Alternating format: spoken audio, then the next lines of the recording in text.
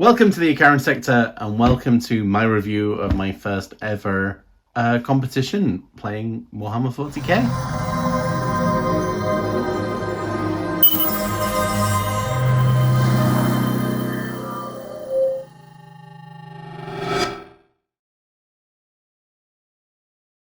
So thank you all for tuning in and following me along for this, and apologies again, last weekend there was no video, basically I was getting ready for this and a few other things.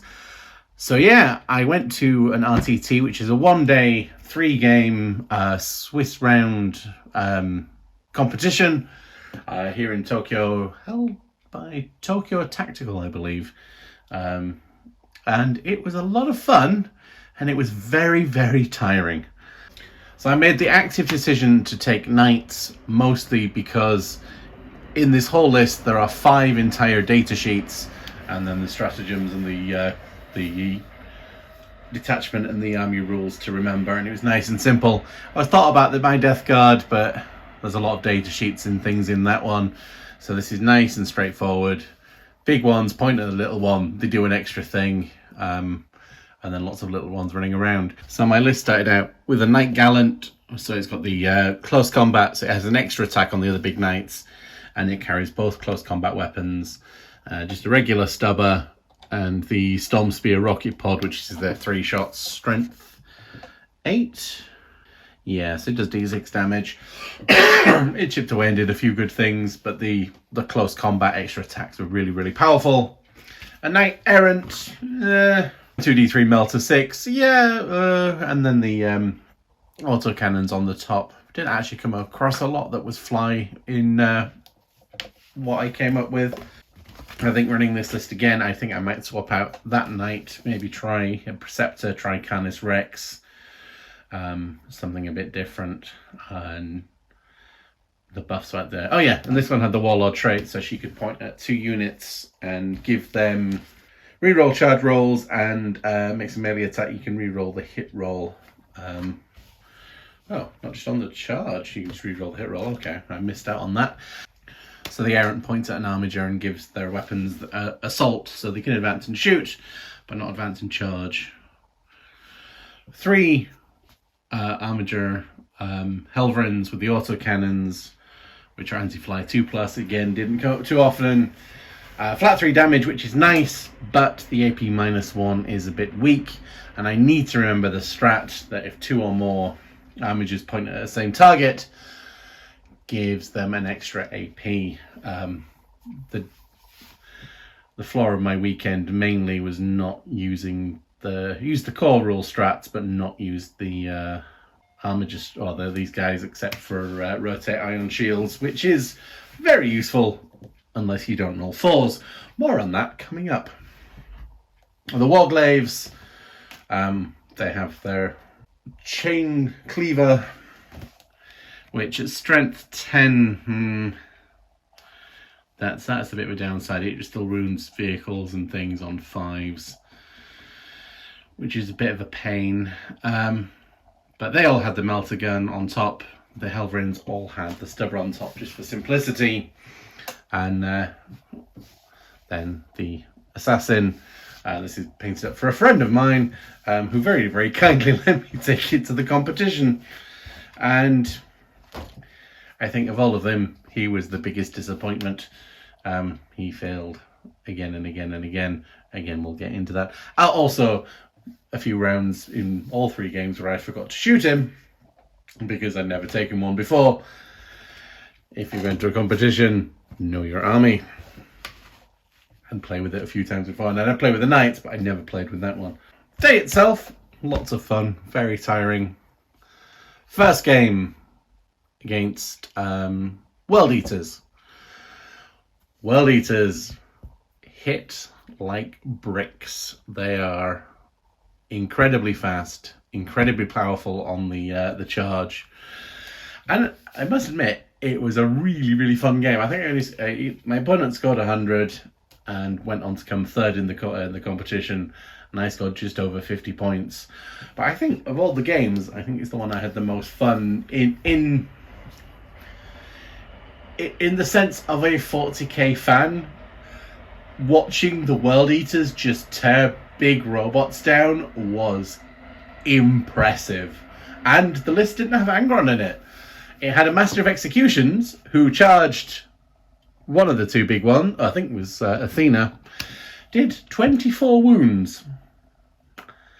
I managed to roll 3 6s for the Feel No Pain, so it was alive on 1 wound, and then the Con Berserkers that were attached to Master of Executions finished her off. This thing fired the "you can't save it" shot against the Master of Executions, did 4 wounds. I'm like, I'm not going to risk that. Roll the CP, re-roll that into another 1. So it did D3 plus 3 wounds. It did 4. World Eaters had the 6 of Feel No Pain running. Rolled a 6. That's what I was trying to avoid. First failure from that one. After that, the guys just shot and killed what they could. I had her in strategic reserve, and she came on the backfield and scored me take hostile objective, or take their home objective. Storm hostile objective. No, not storm hostile objective. Take the opponent's home objective. So she got me a good solid points for that. And then she got ripped apart by the Lord Invocatus and his Berserkers, which was also fun. The opponent went on to come third in the competition for that one. He was actually come second until the very end, where his last game he didn't score enough points to keep that position, and the Tyranids won it overall. Second game was against an absolutely stunning Dark Angels army. So yeah, stunning Dark Angels army, which was using the Vanguard from the new Space Marine Codex, which has an upgrade where you can give infiltrate to a unit. So I had 10 Deathwing Terminators and a Chaplain on the central objective, making a turn 1 charge. And I, for that game, I was really aggressive on the deployment and lost turn 1.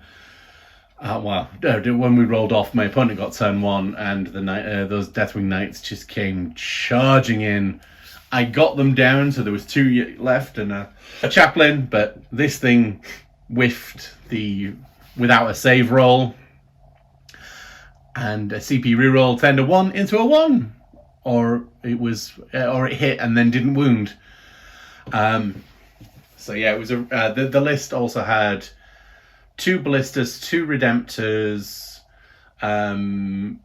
Azrael with Hellblasters, so they had sustained hits, and all sorts of fun stuff. And he got his characters to stay well hidden from that for any future shots, because that's got precision. So yeah, it was really, really great. On to the embarrassing point. That whole game, I scored it was the ritual. So I should have played the mission a bit more and actually given up the shooting for my knight to put an objective down. And I might have scored some more points, but in total I scored 14. 10 of those were the fully painted thing. So I got investigate signals, and I had 2 knights in the back, 2 damages in the back corners. So I got that. Despite that, it was an incredible game. The opponent was super chill, and hopefully we're going to get him onto the channel. And he was saying he wanted to run the line in that list, but he did have to give up some of his dreadnoughts. So I might ask him if he wants a 2,500 point game. Bring the Death Guard, bring Morty versus the Lion. The Lion might hand Morty's behind to himself, but it'll be fun. And like I say, he was a really nice opponent to play. And he said it was first game playing fully in English as a Japanese guy. And he knew his rules, knew the stuff, and that's why he won that game. And then on to the last game. Of course, I'd fallen down the order, as lost both games, and one of the losses was ridiculously low points. So I came in against Grey Knights, and this Grey Knights list had Canis Rex and a couple of inquisitorial henchmen, different smaller squads. One of them had the monkey in it. That was really well painted. So that one, I didn't put anything to strategic reserve, knowing that Grey Knights like to zip around the table.